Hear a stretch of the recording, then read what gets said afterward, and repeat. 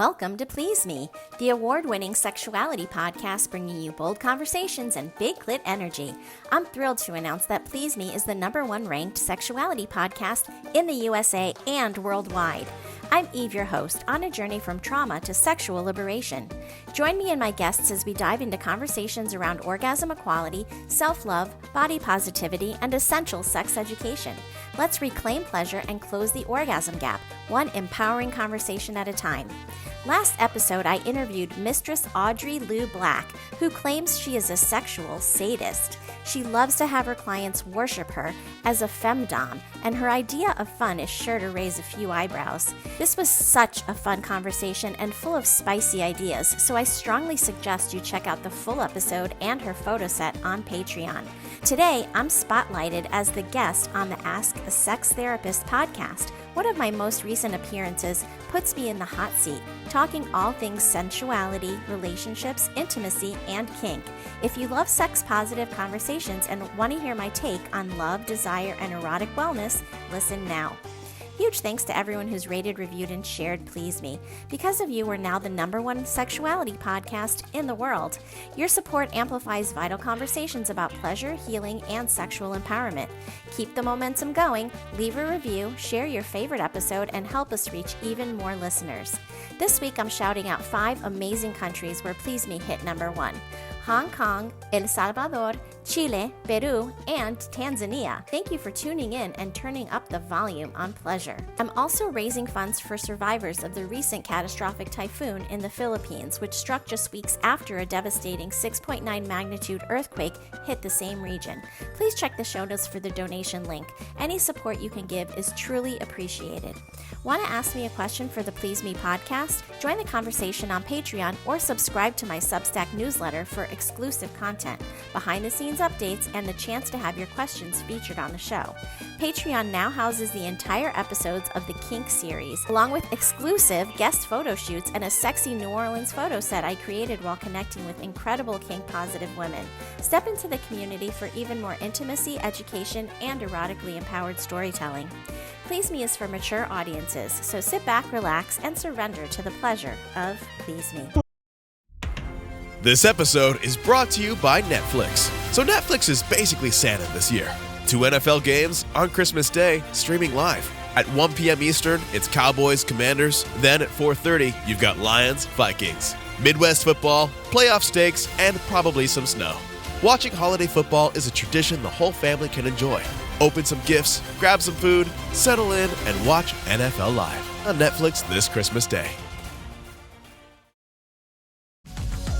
Say hello to the all-new Alexa Plus and see how Alexa can do so much more for you. Need tickets to see your favorite artist? Craving your comfort restaurant? Just sit back, relax, and talk naturally. Alexa's on it. It learns your style, anticipates what's next, and makes it happen across Echo, Fire TV, and more. Learn more at amazon.com/new Alexa. Shopify's point-of-sale system helps you sell at every stage of your business. Need a fast and secure way to take payments in person? We've got you covered. How about card readers you can rely on anywhere you sell?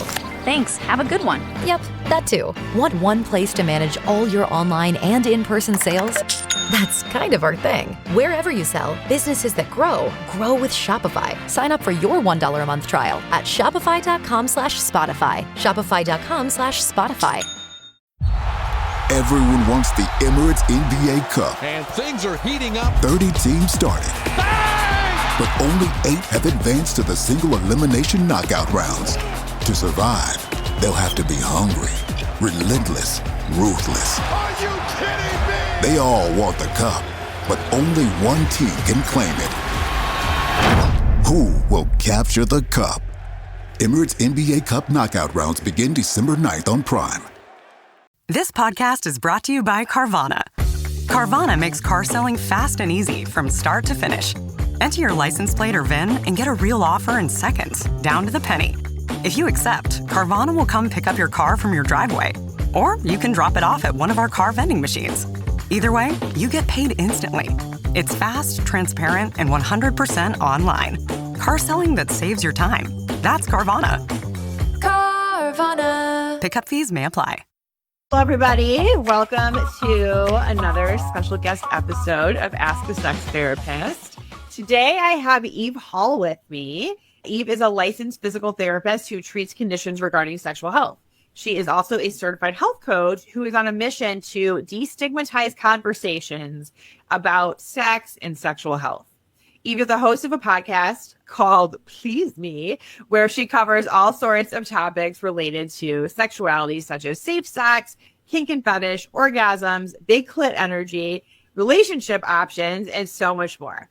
She's the creator of the growing Orgasm Revolution, where she aims to bring awareness to the orgasm gap and close women's orgasm gap one person at a time with education, awareness, and of course, communication. So thank you, Eve, for being here. Welcome. Thank you. I'm excited to talk to you. I know. I'm excited to talk to you too. I love that you kind of have that combination of the physical therapy background, but also the health coaching when it comes to sex. That's a unique combo. So very cool. Yes, I found that it sort of just happened. Okay. I was a health coach, and through seeing lots of patients with these sexual health conditions, it just naturally sort of, people start telling you about, they don't just talk about the physical, they talk about the emotional, they talk about the psychological For sure. aspects of the condition on their marriage or their relationships or themselves. And so it just sort of naturally formed, and I decided to start doing intimacy coaching too, because it was already happening. So yeah, that's so true. It's kind of like, so many people wind up being like accidental coaches or therapists, like your personal trainer, your hairdresser. Yeah, and if you're a good listener, I mean, some people are just naturally like able to step into that role because they're good listeners. And I feel like that's something that I've always been pretty proud of in terms of like having a good bedside manner and like my clients really, relating to me in lots of different ways. So yeah, absolutely. Yeah, I love that. I do want to hear more about this Big Clit Energy. Tell us about that. Because we hear so much about like big dick energy, right? Yes. And just the fact that you're kind of, coining this term or discussing Big Clit Energy, I feel like, why are we talking about that?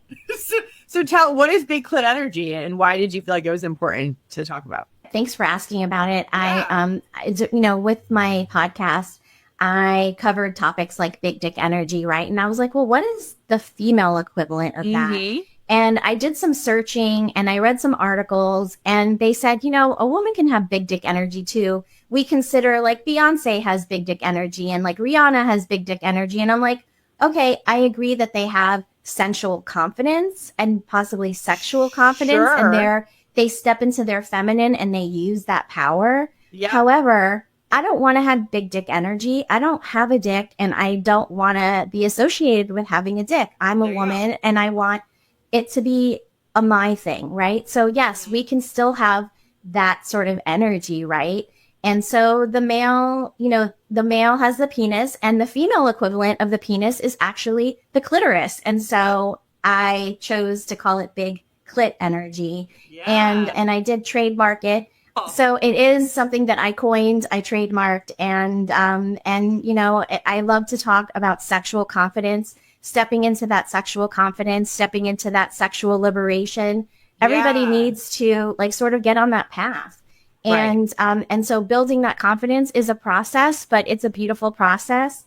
And that confidence translates to all areas of our lives. It translates to the boardroom and to being in front of an audience and to all of the things that you do. Having confidence in your sexuality is going to translate to everything. Yes, absolutely. I agree. And I think it can be challenging because of some of the forces at work in our society. Of course, which is what we're fighting against, right? Right. So how do you work with people to kind of maybe take them from feeling like, I don't know what I'm doing, I don't feel great in my body, I'm so busy I can't even think about sex, to feeling like they're really embodying the Big Clit Energy? Yeah. So, we talk about lots of things that you just mentioned. What around sex makes you feel shame? What around sex makes you feel avoidant? And we try to like sort of break those things down, because bottom line is we're getting those messages from every aspect of our lives, whether it be our religious upbringing or the society or the family or your friends, even your friends, you know? And so, you know, throwing all of that baggage, once you recognize it, you can really throw that baggage out the window and sort of create a clean slate and think about how you want your sex life to be. What is it that you want to feel? How is it that you want to step into that power? Yeah. And step into that. So good to start there. Like, what do you actually want? Right. I love that. And for some people, it's something very specific that they've never talked about before, like a kink or a fetish or, you know, something that they're afraid to say. And communication can be such a huge barrier in relationships. So I talk a lot about communication and how we can be better communicators. And I love to model, you know, the communication. And so I often will do like a role play on my show at the end with my guests, just to sort of model those conversations, because they can be uncomfortable. They can be, you know, awkward. And so modeling that conversation and showing people how these conversations can be had is, I think, really helpful.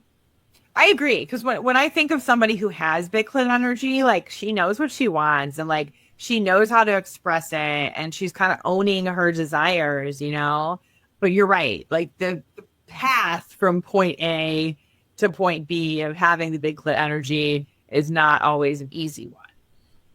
Yes. It's a process. It's like, you know, any other thing that you want to get better at, it takes practice, and communication takes practice, and having big clit energy and like empowering yourself to really love your body, love your, you know, all of these things it's a process. You know, we grow up thinking we're supposed to look like XYZ, and getting out of that mindset is a process. It takes time. It takes thought. So absolutely, but it's a beautiful process. It's a beautiful journey. And so I love to encourage people to sort of, you know, jump on that path, that, you know, yellow brick road, pink big road, you know, pink brick road, or whatever we should recoin that, you know, and get on that path to, you know, starting to move in that direction, because our sexuality is really, you know, our I like to say it's our adult playground. It's where adults play. And so if we aren't, you know, enjoying that adult playground, we're really missing out on a lot of joy in life. I think so too. And I think before even becoming a sex therapist, when I was just, you know, generalist, kind of doing holistic holistic therapy in general, it really hit me like, wow, everyone's kind of struggling with the same things. And so much of it is hustle culture and just kind of go, do, be more productive, be better, do more, you know, and not so much of like rest, enjoy, be sensual, luxuriate in your sexuality, you know, like embrace pleasure. It's like, where were those messages? You know, they're really nowhere. They're right here. Now, and they're right. And they're right on my show, and they're right on, you know, the shows that are similar to ours, because we need that. We need that. And I think that people are responding, and lots of people are listening. 100%. And I mean, I think, as you were describing the yellow brick road, I'm like, if you're listening to this, you're already on the road. Right. Just keep going. Exactly. You know, and sometimes it is kind of questioning yourself. But I think what I'm curious about is, what was your path to kind of getting into this work? You know, it sounds like you probably started out with physical therapy and then it evolved, but I'm also curious, like, do you kind of have a personal connection to this work? Have you had your own yellow brick road? And like, what does that look like for you? Yes, I have had my yellow brick road. Okay. I like to say that I've gone from trauma to sexual liberation. Okay. I have a history of sexual abuse as a child. 5 people in my life sexually abused me. Okay. And so I feel like, you know, my path started there at 5, you know. And so the repression and the shame around sexuality was there for a very long time. In my 20s, I did a lot of healing around that, around my sexual abuse. I was part of a group called SIA, which I'm sure is still out there. I think it stands for Survivors of Incest Anonymous. Okay. And it's like an AA, like a 12-step program, but it's geared towards, you know, healing from sexual trauma. And that was really helpful. I also did lots of therapy for many years. And so in that experience, I was able to get to the point where I wanted to get married. I wanted to have children, which was something that I didn't want for a long, long time.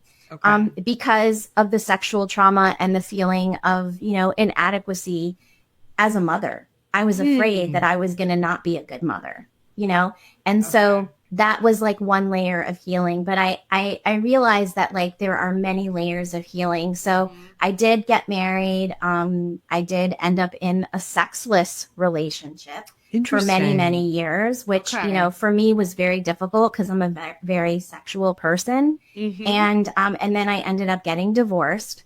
And when I got divorced, I moved to Florida and with my daughters and became a single mom and was really ready at that point to just like jump in head first and be like, okay, I want to create a life for myself that is full of pleasure because I had been so devoid of it for so long.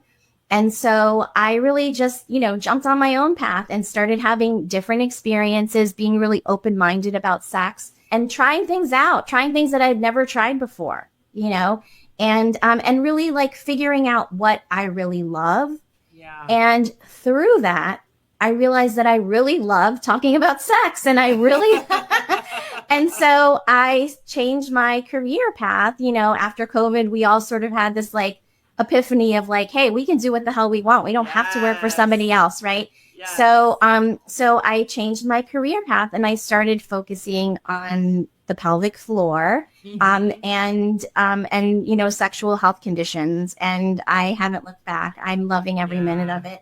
And I have to say that, with my clients, oftentimes they'll come to me and they'll say, I'm here. And you probably have the same exact thing happen where they're saying, I'm here to talk to you about my sexual health or whatever it may be regarding sexuality. However, my wife doesn't know I'm here. Or I didn't tell my husband I was coming for treatment of my incontinence because I'm too embarrassed or whatever. Yeah. And I realized that there was such a huge breakdown in communication in relationships, not just short-term relationships, but long-term relationships, right? And so conversations need to be had. That's the only way that we can move forward. And so I decided to start the podcast because of that. Yeah, that's awesome. And one of the things I love about podcasting, and it's so funny because like some of my long-term friends listen to this podcast and they'll be like, oh, I feel like we've been keeping in touch. And I'm like, no, I have not actually talked to you. But it allows us to feel connected. And I think it really helps normalize the conversation around sex and just that, like just having this foundation of it's okay. It's okay to talk about it. And it's not weird. And it's just part of who you are. And we don't have to feel different talking about like our fingernails versus our clitoris. It's just, they're both parts of your body, right? Yes, absolutely. Absolutely. Yeah. And you do get to the point where you feel really like open about that, but it's a process. And I can just remember when I was in my 20s and in one of my earliest relationships where, the person that I was in a relationship with was really like encouraging me to like, get therapy and all of this stuff, which was wonderful. Right. Yeah. But I just remember having such difficulty communicating with him and not expressing my emotions with him, not expressing my needs with him. And I remember that it was so difficult that I would have to write things on a piece of paper because I couldn't actually say the words. Yep. And to go from that to where I'm at now, like it just shows how much progress somebody can make if they really want to. Yeah. I love that. Thank you for sharing that example. It can be hard to talk about things, whether it's just really emotionally vulnerable or it feels vulnerable because it's sex and it's kind of even taught it's a taboo topic, or it just feels so personal and you've never talked to someone about it before. I had a client share that her boyfriend had never talked to anyone about sex before her. She's the first person that he kind of feels even comfortable enough to try to go there, which is cool, right? But we all kind of need to start somewhere. And so maybe we start with the podcast and just like, okay, we're just going to let it be one directional, but then pushing yourself to make it two directional, where can you open up And also, I think I appreciate you sharing because I think it's important to normalize the vulnerability and the discomfort. And, I've certainly been there too, where, something comes up related to an intimate relationship or sex. And it's like, oh my God, I feel so vulnerable and I feel kind of shameful. What if I look like a total fool? And what if this person rejects me? And what if, like those fears are all so human and so normal.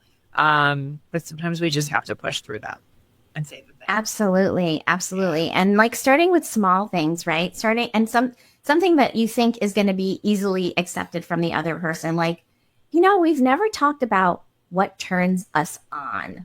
I would love to know like the top 3 things that turn you on. I want to know, like, I should know that about you. We've never had that conversation. And why not start there? Like, that's something that I think people should know about their partners. And I think that the BDSM community does that best, right? And, I think the BDSM community does this best, and also I will say the LGBTQ community as well, because, parts fit differently, right, in the LGBTQ community. So there has to be a conversation about what do you like? Do you want to be a top? Do you want to be a bottom? Are you a switch? Those sorts of things. And then in the BDSM community, they're talking about, what their turn-ons are, what their hard limits are, what they're into, what they're not into. And we should be having these conversations with our partners, because why are we assuming that our partner is going to know exactly what is going to turn us on? That's a ridiculous thought, right? It's a very ridiculous thought that most people have.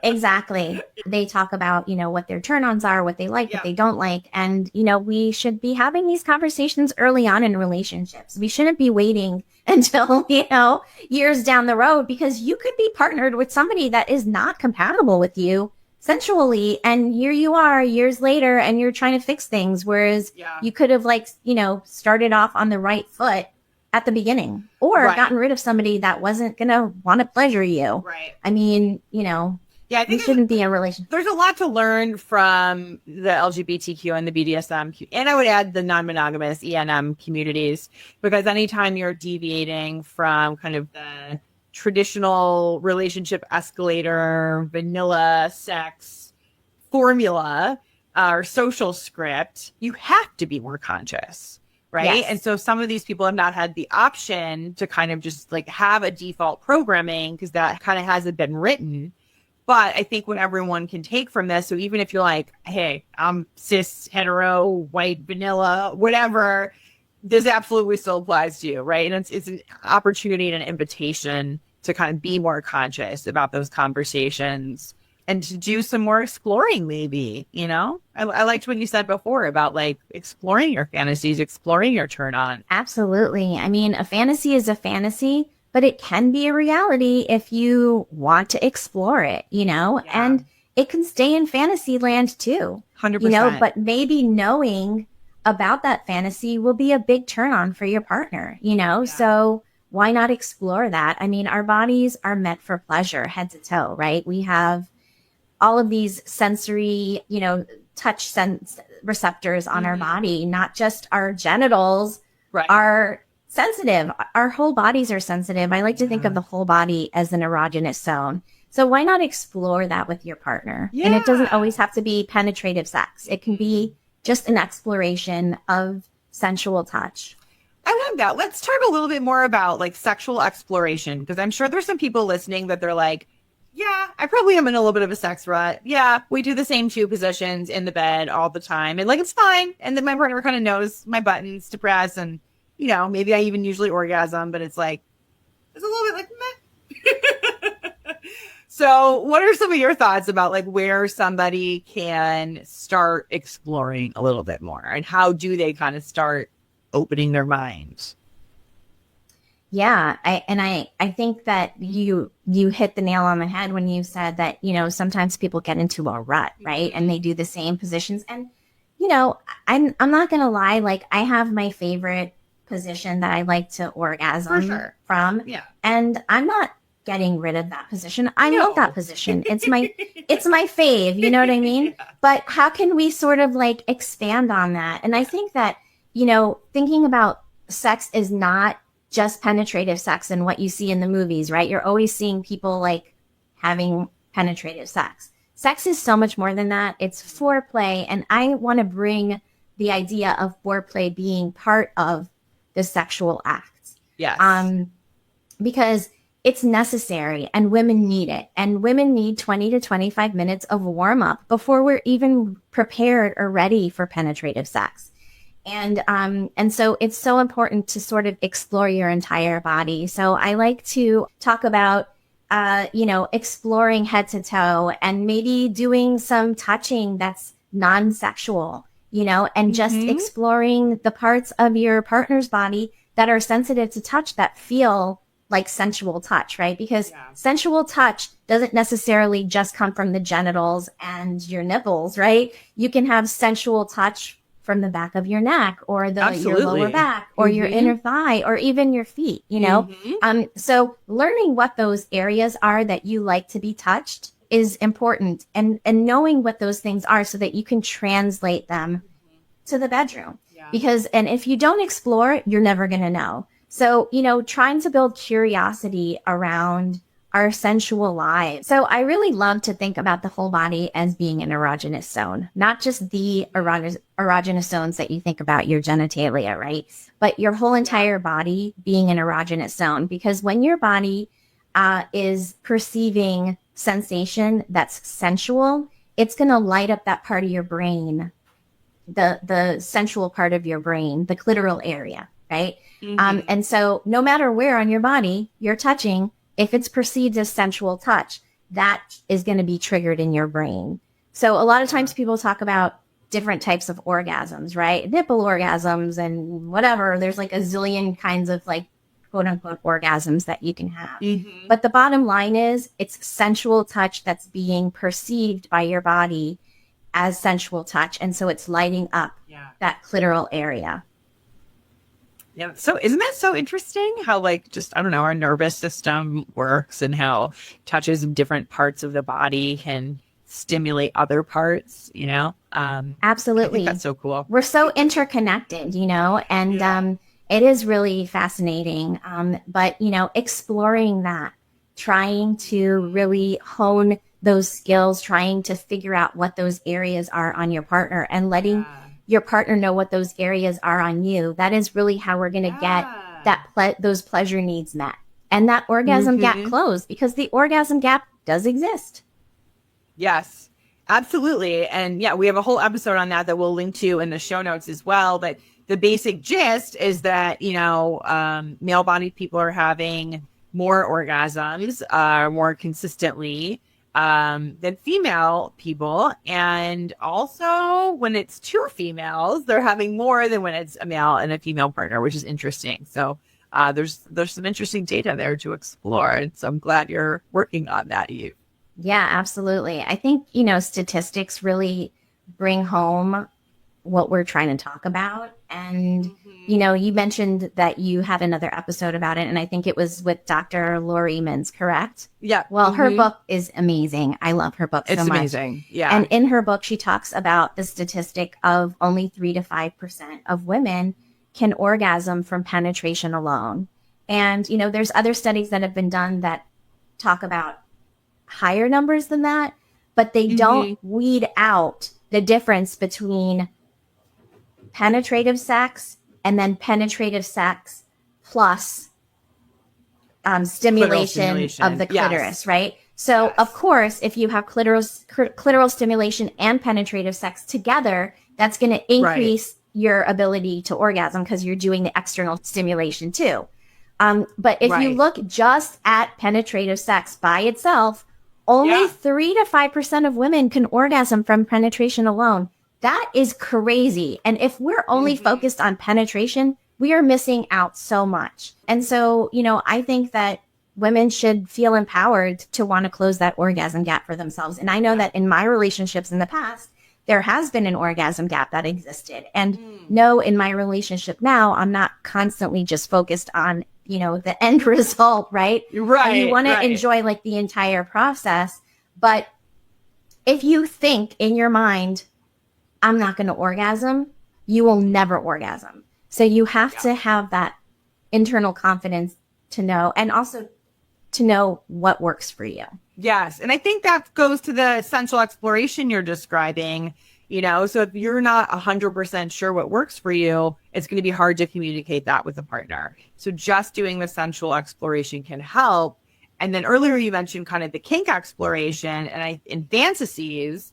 And I think that's another area that, really is sort of like ripe for closing the orgasm gap. The more you understand the mental turn-ons, which can turn into physical ones too. Exactly. The better, right? Exactly. And the more you communicate those things with your partner, the better you're going to be able to close that gap. And words have so much power. And I love dirty talk, and I love talking about dirty talk. Mm-hmm. And, if you have a kink, say, for instance, I like to be spanked, right? Yeah. And I'm in the middle of it, and I'm like really close. And I know that if my partner introduces that at the moment that I'm at, it's going to help me to get there, right? Yeah. Isn't it going to be great if you have the confidence to be like, spank me, Yes. And say what you need. We need to be able to say what we need and, help our partners to help us. And I think that for the most part, our partners do want to help us receive pleasure, help us explore pleasure. And if they don't, please kick that one to the curb. Bingo on that. But what if it's your husband of like 20 years or something? You know what I mean? So hire a coach or a sex therapist. Exactly. That's where we come in, where our specialty comes in, where we are needed to kind of like change those patterns. Right. Because sometimes, I think a lot of the culture can be sex is about the man, sex is about penetration, sex is over when the man comes. And it's like, no, it puts a lot of pressure on men to perform. True. And it also really reduces sex when it is so much more expansive. So I think a lot of this is about expanding your definition of sex, expanding your definition of pleasure, kind of having a lived, embodied experience of what brings you pleasure. And it might not be what you're expecting, which I think is kind of cool. I do too. And I'm always learning new things that turn me on, and it's a continual learning process. And, our bodies change as we age. They are going to, the position that you used to do and was your favorite back in the day may not be what it's going to be in 30 years, because you're not going to possibly have the strength, or maybe your muscles will be different down in the vaginal area or whatever, you know what I mean? There's like your body changes, we have hormonal shifts, etc. So we should be thinking about how we can be transitioning and enjoying sex throughout our whole lives. I love that. Thank you for making that point, because I do think that we latch on almost to like how sex was in like our 20s or something. And we think that's how it's supposed to be. But yes, it's true. Everything you just said about our bodies changing. And that doesn't mean sex gets worse. It can actually get better. It does get better. I mean, right? So much better, because you know yourself more. You're throwing away all those hangups that you used to have about, can you see the dimple on my ass, like the cellulite or whatever, you're throwing away all those hangups. As you get older, you just naturally do that. I think a lot of women do, but a lot of people need a lot of help with getting rid of that. All of that crap that we like get programmed into believing. So much crap in there. Yeah. But I think, as you get older, you sort of are growing as a human being, emotionally and hopefully spiritually and all of those things. Yes. And so, the sex does definitely get better as you get older if you are focused on making it better. Yeah, it could totally get worse and disappear like it did in my first, in my marriage. It could, That's a good point. Yeah. It's kind of like if you nurture it, it's like if you think of it, it's like, this is our baby, and are we going to either take care of the baby or are we going to ignore the baby? Exactly. So nurturing it is key. Yeah, I think so too. But the nurturing can be fun. A lot of people are like, sex feels like work. And then usually that means there needs to be some kind of mindset shift more towards, what do I want and what would I enjoy? And if I were to throw everything out the window of what I'm supposed to do or should do, where am I actually at with pleasure? But yeah, we need to kind of ask ourselves those questions. Yeah. And why does it feel like a chore to you? Why does it feel like work? Why? It should feel like joy. It should feel, the ultimate thing is to, feel pleasure, right? And we were luckily, built to feel and express pleasure and love. And so I always say, everybody deserves love and everybody deserves pleasure. And if you're not giving yourself that, I feel like you're missing a big part of like being a human being. Yeah, I think so too. And I do think we can get reduced to like, human doings and, all the tasks. So let's not make sex one of the tasks. Right. But that can be easier said than done sometimes. So, okay. So one other question I have is, let's say we have a couple and they're like, sex life is fine, but we're kind of doing the same basics. And we kind of have figured out some erogenous zones, but we do want to explore different fantasies. Sometimes what I find is like people don't really know what they want until they try some things. So where do you recommend people start if they're like, I kind of want to try some things, but I don't even really know what I want to try yet? If you've ever wished sex could feel more connected, more intense, or honestly just more fun, you need to check out Shameless Care. They're a telemedicine company built entirely around sexual health, real doctors, real prescriptions, and products that actually work. Like Shameless Chemistry, their oxytocin plus tadalafil blend that deepens connection and boosts arousal. Or Shamelessly Aroused, a topical cream with the active ingredient found in men's ED medication, increasing blood flow exactly where it counts. Every order includes a short video introduction from your doctor, transparent pricing, and no subscriptions ever. Just real, sex-positive healthcare that delivers results. Because you're a Please Me listener, you can use coupon code PLEASEME for $15 off your order of any product on the Shameless Care website. Use the code PLEASEME, that's PLEASEME, at checkout to claim your $15 off. Again, that's shamelesscare.com, code PLEASEME. Because great sex shouldn't be complicated. It should be shameless. This episode is sponsored by Shameless Care. This episode is brought to you by eBay. Buying parts for your car? You'll know that will it work feeling. But on eBay, buying parts is different. eBay's free returns means if it doesn't fit, or if it isn't what you expected, you just print a label, drop it off, and get your refund fast. No haggling, no stress, and at least 30 days to return any eligible item. Millions of parts, free returns. eBay. Things people love. Eligible items only. Exclusions apply. Okay, only 10 more presents to wrap. You're almost at the finish line. But first...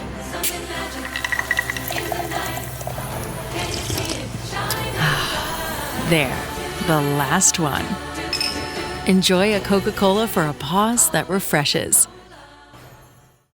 With new, gentler scented Clorox disinfecting wipes, clean finally smells as good as it feels. On everything from lamps to ceiling fans. Even on your kid's toy shark. Oh, ouch. Clorox disinfecting wipes, now available in... Ooh, crisp lemon. Find it on Amazon. Clorox, clean feels good. This is Charlie. He's my part rescue dog, part whirlwind. Half of his breakfast always ends up on the floor. And he leaves fur everywhere. That's why I grabbed the Bissell Power Clean Fur Finder. It's cordless, powerful, and actually finds fur you don't even see. If you've got a pet like Charlie, you've got fur everywhere. The Power Clean Fur Finder gets that. Discover how Power Clean Fur Finder makes pet cleanups effortless at Bissell.com. This episode is brought to you by Blink. Doom scrolling during this ad break? Ditch the doom and get peace of mind with new Blink 2K Plus Smart Security. Check on home from your phone with 2K Clarity, noise cancellation, and 4x Zoom. Plus, setup is so simple, you can easily install while listening to your favorite podcast. True crime girlies, we got you. Get more, spend less with Blink 2K Plus Smart Security. Together, the couple can research things or research things on their own and then share it with their partner. And I have to say, I think porn is a great place to start because, yes, there is porn that's, male-centered, and unfortunately most porn is, but there's a lot of female-centered porn now, too. There is, which is nice. Yeah, so I think, hey, I saw, this position and this was really interesting to me, or, there was this one, video that I saw where the woman was like with 2 men, and that really interests me. You know, I mean, that's like pretty high level getting to that point. We have some advanced listeners. Yeah, but like being able to express those things, express those fantasies, and so yeah, absolutely, that's one place to look. You know, then there's erotica. Erotica is a great way to sort of like turn yourself on if you are having a hard time getting into the right mindset. So erotica is a great place to look for ideas. And I think a lot of people have ideas already. Yeah. And they just can't verbalize them. They're like, I know I think I would like this, or I've liked this in the past with another partner, but my new partner doesn't do it and I don't know how to say it. So, you know, building curiosity around the sexual, you know, playground. And you know, let's create a game around it. Let's see what we can introduce that we can both enjoy. And the idea is for both to enjoy, right? Not to do something that only one person is enjoying and the other person is doing just because the other person likes it, right? But, you know, thinking about all of the kinks that people have, and, you know, 45% of Americans consider themselves kinky. So it's not.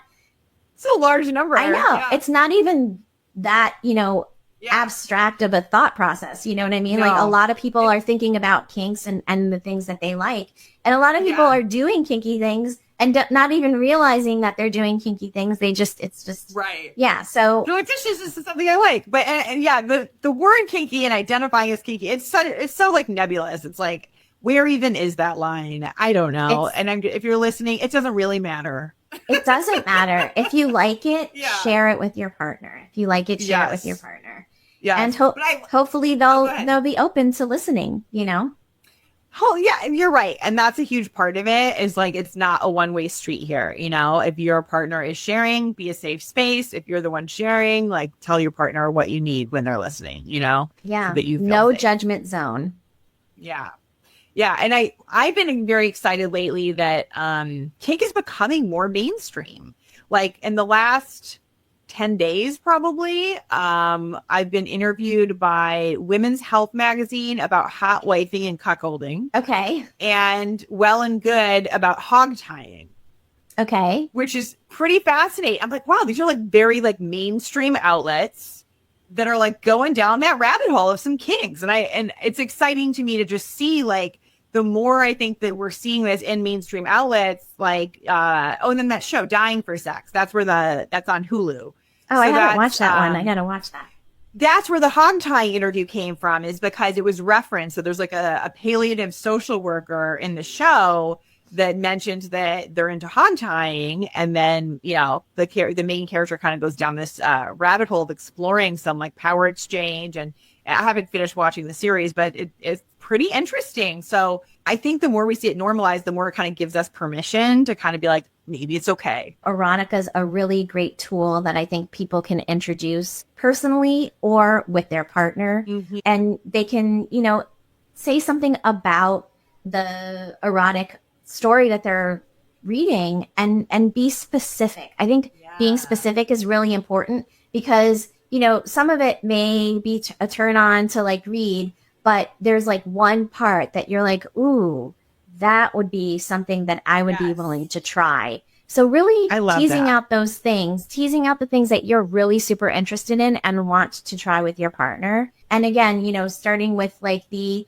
you know, really basic conversations and building up to those kinks and fetishes that, you know, may be something that are, you know, outside of the box. Yes. But it's good to think about sex as being outside of the box, because if you're always thinking about sex as being in the box, right? That's what I'm saying. You're going to have a very vanilla, boring sex life. You want to think about this aspect of your life as being outside of the box, and how can you make it richer by enhancing it with different modalities. How about introducing toys? Right. You know, toys are such a great tool. And I feel like sometimes people are intimidated by them. They shouldn't be. It's like any other tool that you use. Mm-hmm.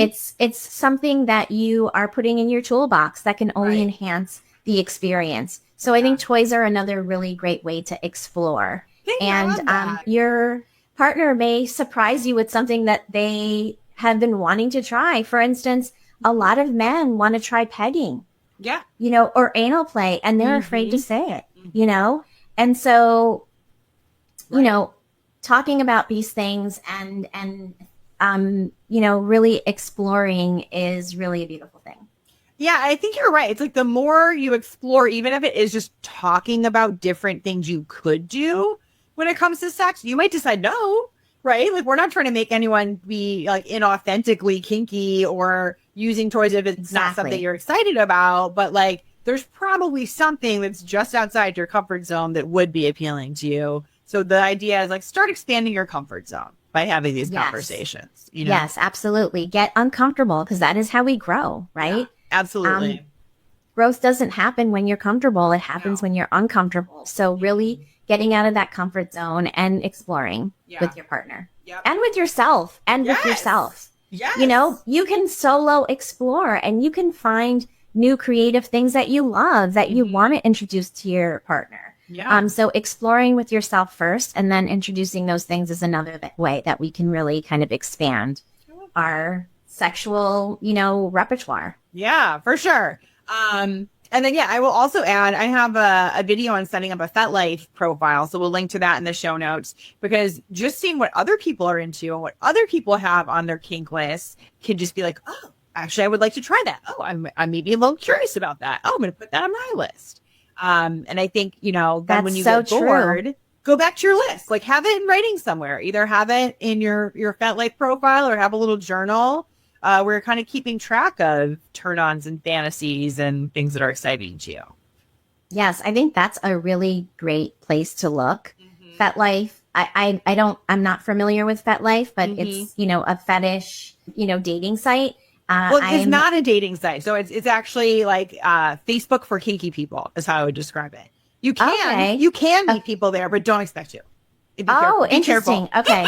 That's interesting, because I always thought it was a dating site. No. And I do a lot of education for SDC.com, which is a dating site. And it's also a really great place for education around sexuality. And there's lots of groups there. There's kinky groups. There's all sorts of things there. So becoming part of one of these sites is also another way to really sort of expand your horizons and sort of like get ideas. Yes. There's so many places where you can learn more. And it's just that, like, we kind of limit ourselves, and so then we don't see the solutions, but they're out there.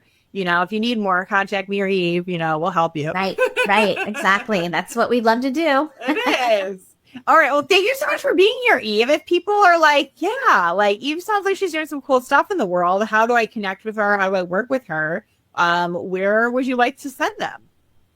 So the best place is pleaseme.online, and that's my website. And if you go to the contacts page and you send me a message, that'll go directly to my email. Cool. And all of my socials are there. So if you want to follow me on any social media, all of my socials are on the contacts page.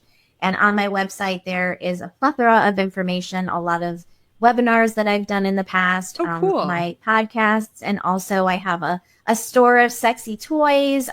Sometimes I'll recommend for some of my patients that have, like, for instance, erectile dysfunction, I'll say get a penis pump. So there's things that I recommend for my patients on there as well, and just lots of fun things. So definitely check out my site. I love that. And all your like coaching information and everything is there too. Everything's there. Great. All of it's there. Love it. Okay. We will link to that in the show notes as well. So everybody look out for that. Thank you everyone for listening. Thank you, Eve, for being here. We appreciate it. And we'll catch everybody next week on another episode of Ask the Sex Therapist. Bye, everybody. Bye-bye. It's been a pleasure. If you're feeling disconnected from your body, struggling with intimacy, or facing a sexual health condition, you're not alone. There is no shame in what you're experiencing, and you don't have to figure it out on your own. But the longer you wait, the harder it becomes to reclaim your confidence, pleasure, and connection. That's why I offer a free 15-minute discovery call to explore what's going on and whether working together is the right next step.